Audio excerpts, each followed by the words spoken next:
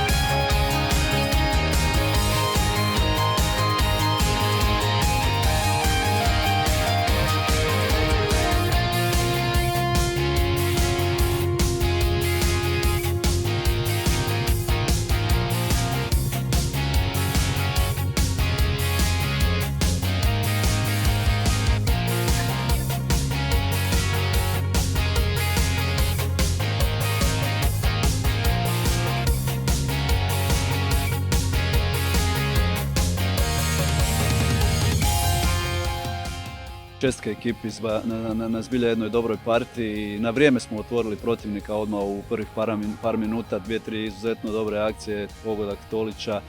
Nakon 2-0 onako rutinirano sve proveli do kraja. Veseli me što smo i kod 3 i kod 4-0 tražili još, to je pravi put. Mi smo se već pripremali na to da u 1 sat nije baš termin najbolji, ali dobro, tako i njima, tako i nama. Tako da ja mislim da je bila sasvim dobra utakmica, 4-0 moglo biti više, ali evo moramo biti zadovoljni s tim rezultatom. Taman smo krenuli u neki niz dobrih igara i pobjeda, tako da nadamo se sljedeće 3 utakmice da ćemo to nastaviti dalje.